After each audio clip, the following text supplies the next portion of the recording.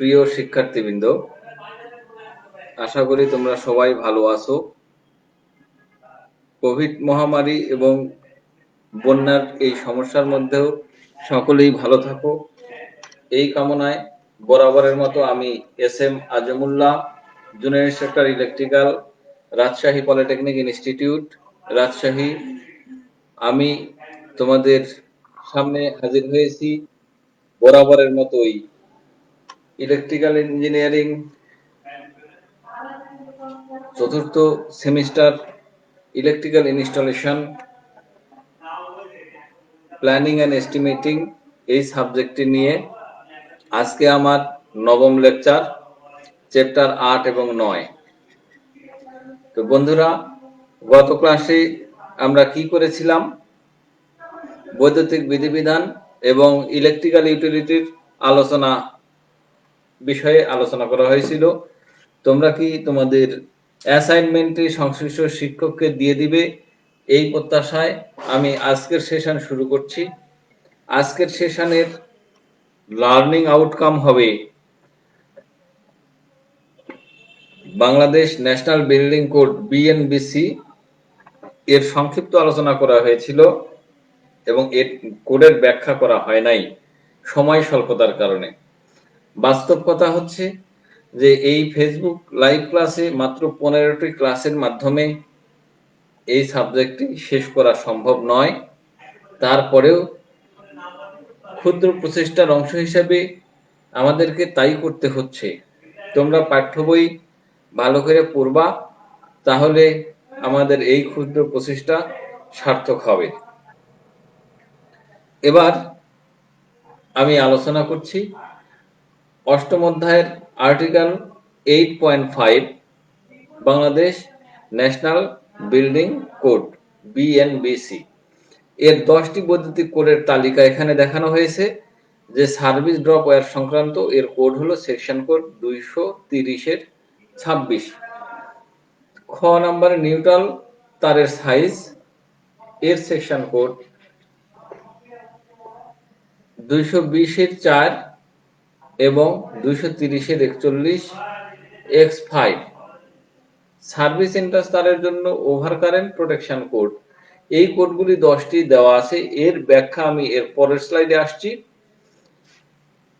এখানে প্রিয় শিক্ষার্থী দেখো, প্রথমেই service wire drop section code 230 এই 230 নাম্বার বিএনবিসির ধারা 230 নাম্বার ধারার উপধারা 26। এই কোড দ্বারা সার্ভিস ড্রপ ওয়্যারের মধ্যবর্তী উলম্ব ব্যবধানের সর্বনিম্ন মান কত হবে তা জানা যায়। নিম্নে তারের সার্ভিস তারের ব্যবধানের গ্রহণযোগ্য মান কত হবে তা উল্লেখ করা হলো। গ্রহণযোগ্য মান, এই ব্যবধান হলো মাটি থেকে এই তারের হাইটটা কতটুকু হবে। যেমন 1 নম্বরে আছে ভূমি হতে সার্ভিস তারের উচ্চতা 3 মিটার হবে। আবাসিক যানবাহন হতে তারের উচ্চতা 3.5 মিটার হবে। বাণিজ্যিক এলাকায় তারের উচ্চতা হবে 4.5 মিটার। জনপথের উপর তারের উচ্চতা 5.5 মিটার এবং ছাদের সর্বোচ্চ বিন্দু হতে তারের উচ্চতা হবে 2.5 মিটার। এরপরে 2 নাম্বার আমরা 10টি কোড নিয়ে আলোচনা করব। তার 2 নাম্বার হলো নিউট্রাল তারের সাইজ, বৈদ্যুতিক সেকশন কোড 220 এর 40 এবং 230 এর 41 EXB5। এই অনুযায়ী নিউট্রাল তার ফেজ তার অপেক্ষা এক সাইজ ছোট হতে পারবে। অনেক সময় আমরা নিউট্রাল তার এবং ফেজ তার একই রকম সাইজের দিয়ে থাকি। যদি কেউ খরচ কমানোর জন্য এক সাইজ ছোট দেয় নিউট্রাল তার, তাহলে চলবে। 3 নাম্বার সার্ভিস এন্ট্রান্স তারের over current protection code section 230 এর 44B। এই কোড মোতাবেক সার্ভিস এন্ট্রান্স তারের শুরুর বিন্দুতে একটি over current protection aerial fuse অবশ্যই যুক্ত করতে হবে। শোল্ডারবিহীন কানেক্টর কোড সেকশন 230 এই 72 এই শোল্ডারবিহীন কানেক্টর সম্পর্কিত আলোচনা করা হয়েছে। ইলেকট্রিক্যাল ইকুইপমেন্ট যেমন circuit breaker, switch, service entrance ইত্যাদিতে ঝালাই করা চলে না, তা এ সকল স্থানে ঝালাইবিহীন সংযোগস্থলে চাপের সাহায্যে সংযোগ করা হয়। 5 নাম্বার বাস্তবিক ভোল্টেজ ড্রপ, এর সেকশন কোড হলো 210 এর 6C। এই কোড অনুসরণ করে সাব ব্রাঞ্চ সার্কিটে সবচেয়ে দূরের বিন্দুতে ভোল্টেজ ড্রপ জানা যায়। এই ক্ষেত্রে ভোল্টেজ ড্রপ সরবরাহ ভোল্টেজের শতকরা 3 ভাগের অধিক হবে না। ফিডার ও সাব সার্কিটের ভোল্টেজ ড্রপ শতকরা 5 ভাগের বেশি হবে না। সাধারণভাবে ভোল্টেজ ড্রপ সর্বাধিক বিন্দুতে শতকরা 2 ভাগের বেশি হবে না। আমরা এই ভোল্টেজ ড্রপ সবসময় চিন্তায় রাখবো যে 2%-এর নিচে 2%-এর নিচে যেন বেশি যেন না হয়। সেখানে বিভিন্ন ক্ষেত্র বিশেষে 3 থেকে 5% ভোল্টেজ ড্রপ হতে পারে, তার কম হয় ভালো হবে। সার্ভিস ইনসুলেটর কোড, এই সার্ভিস ইনসুলেটরের সেকশন কোড 230-51। এই অনুযায়ী সার্ভিস ব্র্যাকেট ইনসুলেটরের 15.2.5 থেকে 20.32 সেন্টিমিটার দূরে রাখতে হবে। এ বিন্দু হতে বি বিন্দু, এখানে দেখানো হচ্ছে 3টি তার, 3টি ফেজের 3টি তারের দূরত্ব। এ থেকে বি 30.48 সেন্টিমিটার উঁচুতে থাকবে। তা সম্ভব না হলে এ এবং বি একই লেভেলে থাকবে। তাও সম্ভব না হলে এ হতে বি বিন্দুতে 60.96 সেন্টিমিটার নিচের দিকে থাকবে। সেক্ষেত্রে ড্রিপ লুপ ব্যবহার করতে হবে। 7 নাম্বার সমান্তরাল তার, wire in parallel, code section 310 এর 10। এই কোড অনুযায়ী খুব বড় আকারের এক তারের পরিবর্তে 2 বা ততোধিক সমান্তরাল তার ব্যবহারের বিধান আছে। অনেকগুলো তার সমান্তরালে ব্যবহার করার জন্য নিম্নবর্ণিত শর্তগুলো অনুসৃত হয়ে আসছে। যেমন 1 নাম্বার, তারের একই দৈর্ঘ্য বিশিষ্ট হবে, তার একই প্রস্থচ্ছেদ বিশিষ্ট হবে, কমপক্ষে তারের সাইজ অথবা এর চেয়ে বেশি হবে। 4 সংযোগ প্রান্ত একই ধরনের হতে হবে। 5 সকল তার একই উপকরণ দিয়ে তৈরি হবে। তারের ইনসুলেশন একই ধরনের হবে। এবার 8 নম্বর সার্কিটের সংখ্যা নির্ধারণী এলাকা, 220-এর 2, 220-এর 3। এই সেকশন কোড অনুযায়ী আলোচ্য স্থাপনীয় মোট কয়েকটি সার্কিটের প্রয়োজন হবে তা উল্লেখ থাকে। অর্থাৎ মোট কয়টা সার্কিট পাবো সেটা এই সেকশন কোড অনুসারে উল্লেখ থাকবে। সার্ভিস ব্যবধান 230-এর 26, 230-এর 24। এই সেকশন কোড দ্বারা সার্ভিস তার ও ভূমির উলম্ব উচ্চতা কত হবে তা উল্লেখ থাকে। 10 নম্বরে আছে আর্থ ভোল্টেজ 100 কোড। এই সেকশন কোড দ্বারা আর্থ ভোল্টেজ কত হবে তা নির্ধারণ করা হবে। এখন আমরা দেখব যে এই বৈদ্যুতিক কোড ব্যবহারের সুবিধা কি কি। বৈদ্যুতিক কোড ব্যবহারের করলে বিভিন্ন ধরনের লাভ পাওয়া যায়। সেই সুবিধাগুলি যেমন 1 বিদ্যুতায়নের সঠিক কৌশল রপ্ত করে সুষ্ঠুভাবে সকল কাজ সমাধান করা যায়। বৈদ্যুতিক স্থাপনার নিরাপত্তা নিশ্চিত করা যায়। আলো, তাপ, রেডিও সিগন্যাল ইত্যাদির ক্ষেত্রে বিদ্যুৎ ব্যবহারজনিত সৃষ্ট দুর্ঘটনা হতে মানব সম্পদ, ঘরবাড়ি ও সম্পদ নিরাপদে সংরক্ষণের সুবিধা নিশ্চিত করা যায়। বৈদ্যুতিক কোড পরিবর্তনযোগ্য, নির্দিষ্ট সময় অন্তর অন্তর এর সংস্কার করা হয়, ফলে প্রয়োজন অনুসারে নতুন নতুন বিধান সংযোজিত হয়। প্রিয় শিক্ষার্থী, এবার আমরা নবম অধ্যায়ের পরের ধাপের আলোচনায় আমরা আসছি।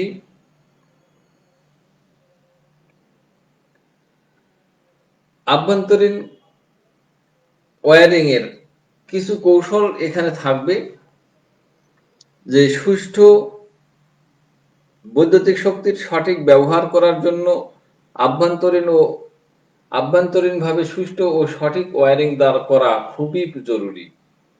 আভ্যন্তরীণ ওয়্যারিং এর ধরন, প্রকার নির্বাচনের জন্য অনেক বিষয়ে চিন্তা ভাবনা করতে হয়। যেমন রুমে ceiling fan, tubelight, exhaust fan, switch board, socket, combination switch, air conditioner, fridge, television ইত্যাদি ঘরের কোথায় কোন স্থানে বসালে বাতাস, আলো ইত্যাদি ভালোভাবে পাওয়া যাবে তা নির্বাচন করতে হয়। সাবস্টেশনের ক্ষেত্রে তারের সাইজ, সার্কিট ব্রেকারের সাইজ, ওয়্যারিং এর স্থায়িত্ব, সৌন্দর্য, নিরাপত্তা, ব্যয়, ভবিষ্যৎ সম্প্রসারণ, রক্ষণাবেক্ষণ খরচ ইত্যাদি বিষয় বিবেচনা করে ওয়্যারিং করা প্রয়োজন। এখানে প্রিয় শিক্ষার্থী একটি কথা আমি বলে নেই যে অনেক সময় সবসময় আমরা কি করি, এসি যখন লাগাই ঘরে তখন এসিটা ছাদের থেকে একটু নিচুতে লাগানো হয়, অর্থাৎ ছাদ লেভেলে লাগানো হয়। আবার শীতকালে যখন রুম হিটার ব্যবহার করি তখন সেটি মেঝে লেভেলে আমরা রাখি। এর কারণ কি? এর কারণ হলো ঠান্ডা বাতাস গরম বাতাস অপেক্ষা ভারী, বিধায় এসি যে ঠান্ডা বাতাস দেবে সেই ঠান্ডা অণুপরমাণুগুলা নিচের দিকে নামবে, ঘর ঠান্ডা হবে। কিন্তু এসি যদি ঘরের মেঝে লেভেলে নিচুতে লাগানো হয় তাহলে নিচের অংশটুকুই ঠান্ডা থাকবে, উপরের অংশটুকু আর ঠান্ডা হবে না। সেই কারণে এসিকে অবশ্যই ছাদ বরাবরে লাগাতে হবে, জানালার উপরে লাগাতে হবে। আর ঠিক গরমের শীতের সময় রুম হিটারকে যদি ছাদের নিচে লাগানো হয় তাহলে উপরের বাতাসটি শুধু গরম হবে, ওটা আর ঘরকে আর গরম করবে না। কারণ গরম অণুপরমাণুগুলি ওজনে হালকা থাকে, বিধায় আমরা সেই ঘরের যে গরম করার সুবিধাটা নেওয়ার চেষ্টা করি সেটি আমাদের মূলত নিচে দিতে হয়। সুতরাং সেই কারণে আমরা কোথায় কোন জিনিসটি লাগালে ভালো হবে তার ব্যবহারের বিধি সবকিছু আমরা নির্বাচন করে চিন্তা করব। নিম্নে প্রতিটি বিষয় আলোচনা করা হলো। যেমন স্থায়িত্ব, আমরা স্থাপনার ক্ষেত্রে স্থায়ী স্থাপনার জন্য স্থায়ী এবং অস্থায়ী স্থাপনার জন্য অস্থায়ী ধরনের ওয়্যারিং করতে হবে। সৌন্দর্য ও ওয়্যারিং এর সময় মনে রাখতে হবে ওয়্যারিং যেন সুন্দর ও সুশৃঙ্খল হয় এবং ওয়্যারিং এর কারণে বিল্ডিং বা স্থাপনার যেন কোনো প্রকার সৌন্দর্যহানি না ঘটে। যেমন বিলাসবহুল বাড়িঘর, অফিস আদালত ইত্যাদিতে কন্ডুইট ওয়্যারিং করা হয়। নিরাপত্তার কথা চিন্তা করে কলকারখানার ওয়ার্কশপ ইত্যাদিতে ক্লিট ওয়্যারিং করা হয় এবং সার্কিট ব্রেকার, কেবল ইত্যাদি সঠিক মানের নির্বাচন করেও দুর্ঘটনা কমিয়ে নিরাপত্তা বিধান করা যায়। ব্যয়, মান অনুযায়ী অল্প ব্যয়ে ভালো এবং স্থায়ী ওয়্যারিং এর বিষয়টি বিবেচনা করতে হয়। 5. ভবিষ্যৎ সম্প্রসারণ যোগ্যতা ও ভবিষ্যতে লোড বৃদ্ধি করে যাতে ওয়্যারিং বৃদ্ধি করা যায় সেদিকে বিবেচনা করতে হবে।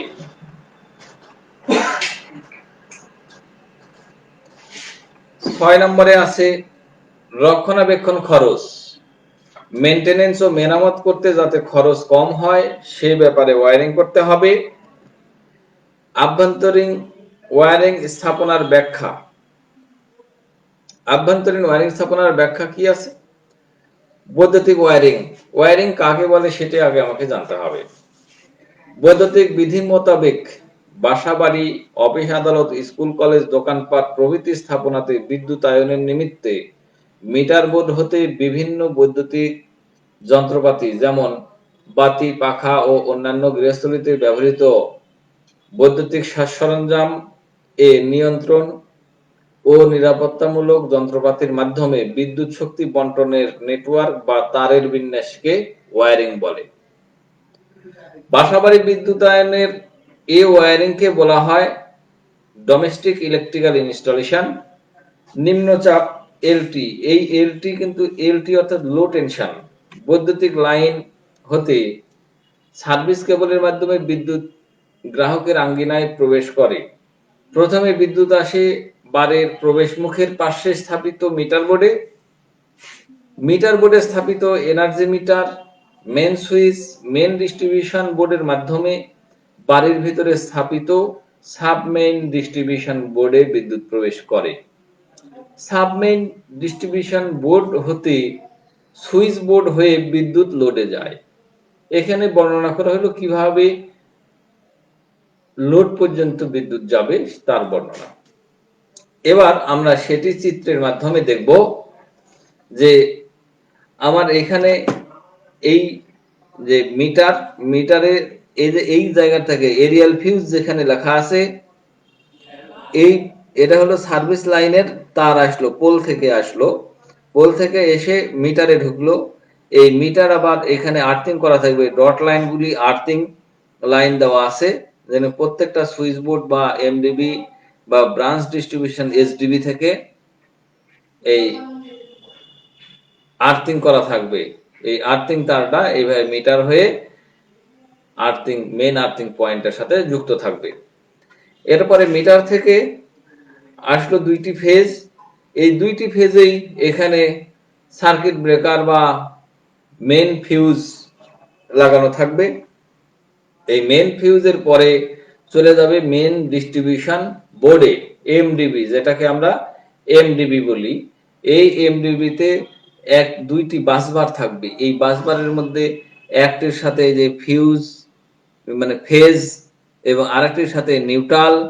এই নিউট্রাল এবং ফেজ এই দুইটি লাইনের সাথে বাসবারের এখানে ফিউজ দেখানো হয়েছে। ফিউজ এই একটা, দুইটা, তিনটা, চারটি, এই চারটি ফিউজের চারটি লাইন আমরা নিতে পারবো। এখানে তিনটি এসডিবি তে গেছে। এই এসডিবি তে যাওয়ার পরে যাই হোক একটি করে নিউট্রাল তার এবং একটি করে ফিউজ, এই দুইটা চলে গেল একটা এসডিবি বক্সে, এই সাব ডিস্ট্রিবিউশন বক্স। এখানে সার্কিট ব্রেকার ব্যবহার করতে পারি। এখানে চিত্রে আমরা দেখিয়েছি ফিউজ কাটআউট। এই ফিউজ কাটআউট এসডিবি তে ঢোকার আগে আবার ফেজ এবং নিউট্রাল দুটাতেই ফিউজ লাগানো হয়েছে। তারপরে সেখানে আবার এসডিবি তেও বাসবার থাকবে, সেখানেও একটি ফেজ এবং একটি নিউট্রাল। ফেজটা একটু মোটা লাইন দেখানো হয়েছে, বা চিকন লাইন একই লাইন থাকলেও সমস্যা নাই। তারপরে সেখান থেকে বিভিন্ন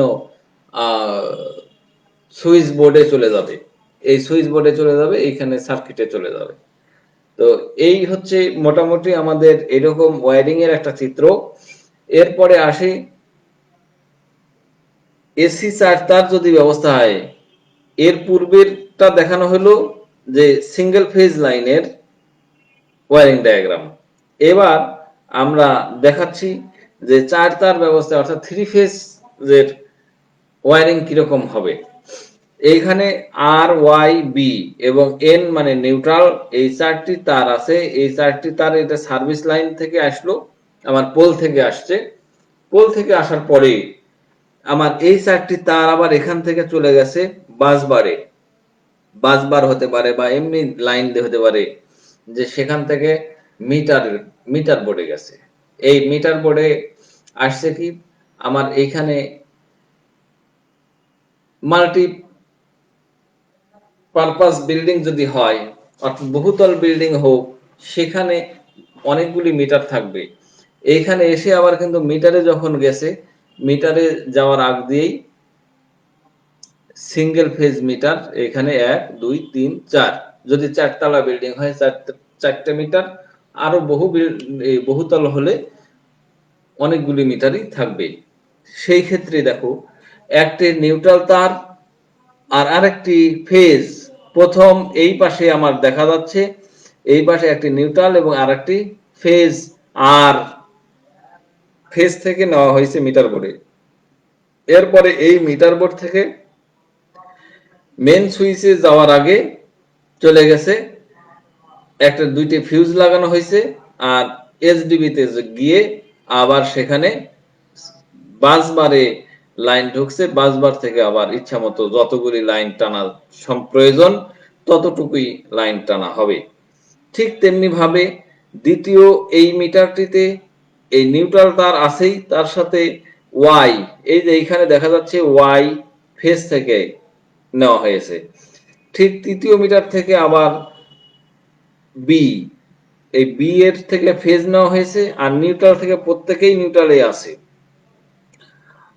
ঠিক চতুর্থ মিটারে কি করেছে, চতুর্থ মিটারে আর এখানে নিউট্রাল ব্যবহার করে নাই, কারণ এখানে বহুতল বিল্ডিং হলে লিফট এর জন্য 3 ফেজ মোটর ব্যবহার করলে তাহলে আর, ওয়াই এবং বি এই তিনটি ফেজই ব্যবহার করা হয়েছে, যেটি সরাসরি চলে গেছে আর, ওয়াই, বি তে। এবং এইটা এই যে 3 ফেজ মোটর যদি দুইটি লিফট থাকে তাহলে দুইটি হবে, দুইটি মোটর বা তিনটি মোটর থাকলে তিনটি হবে।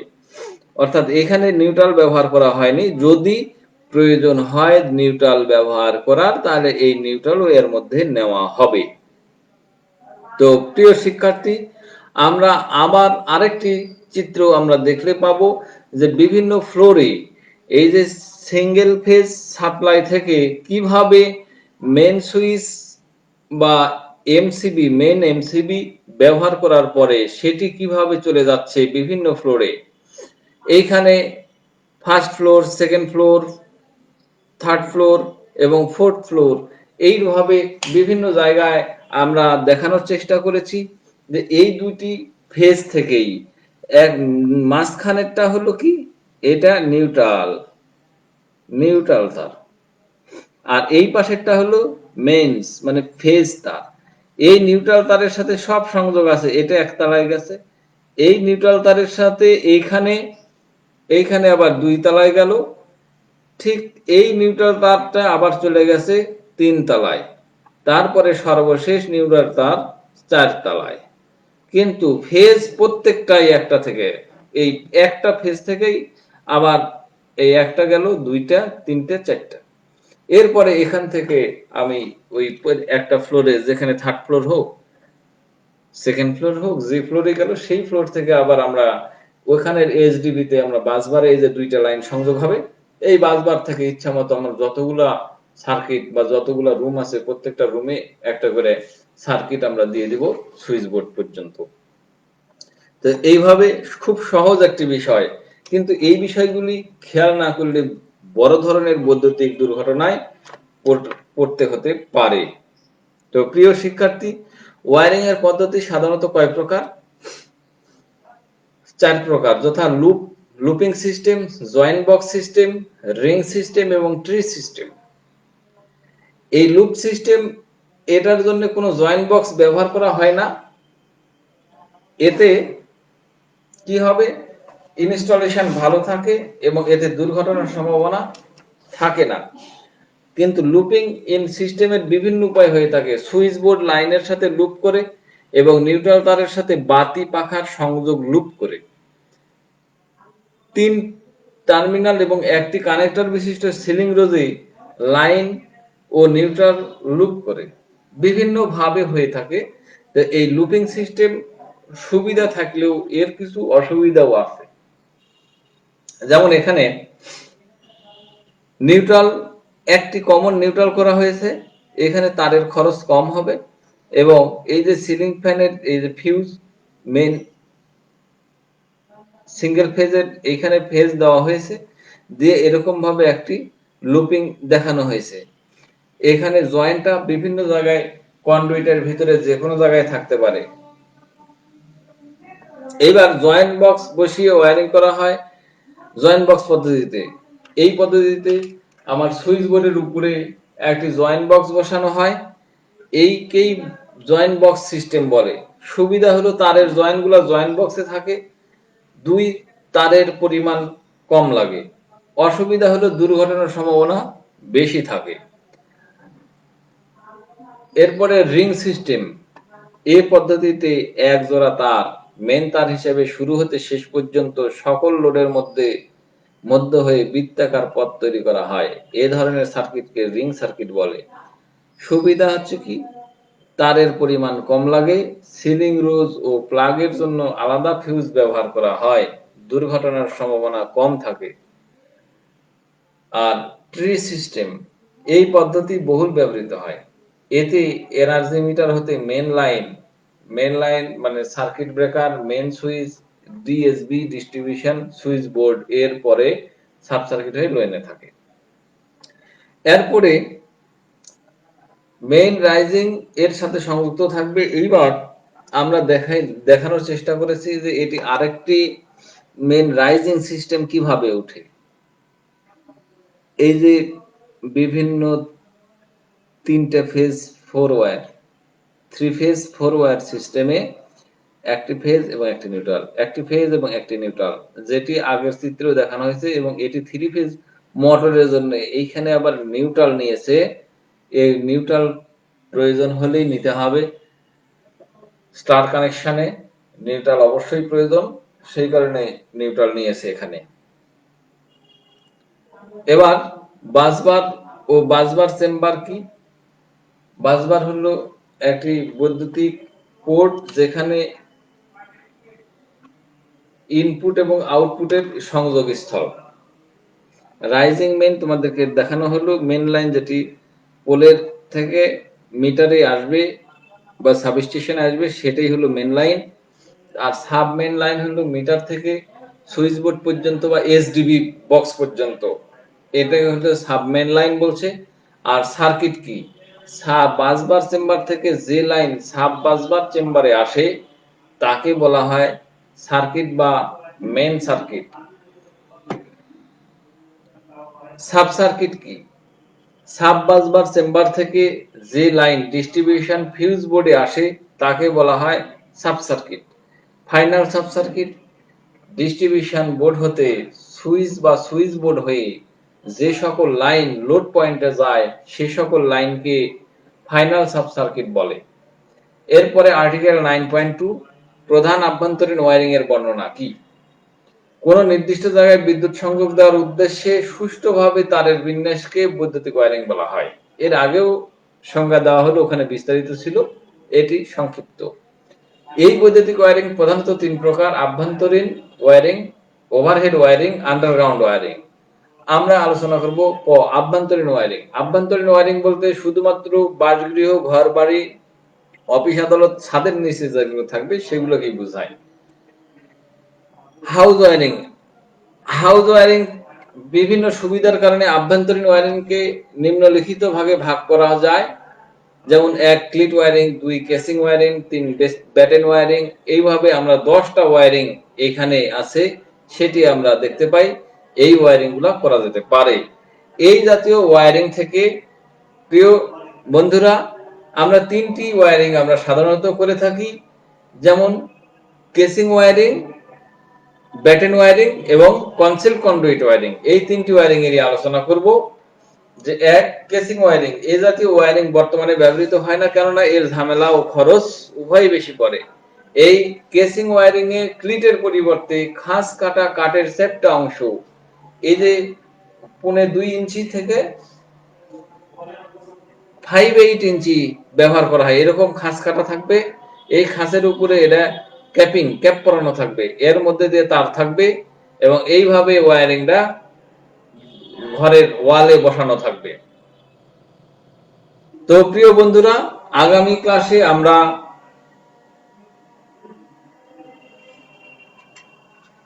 জন্য প্রস্তুতি নিব। আর আজকে বৈদ্যুতিক বিধিবিধান এবং ইলেকট্রিক্যাল ইউটিলিটির কোড অনুধাবন করা হলো এবং আভ্যন্তরীণ বিদ্যুতায়ন ওয়্যারিং এর স্থাপনার কিছু বর্ণনা হলো।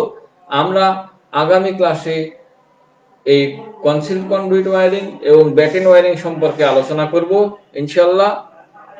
আর তোমাদের বাড়ির কাজ দেওয়া হলো হাউস ওয়্যারিং কত প্রকার ও কি কি, বৈদ্যুতিক কোড ব্যবহারের সুবিধাসমূহ বর্ণনা করো।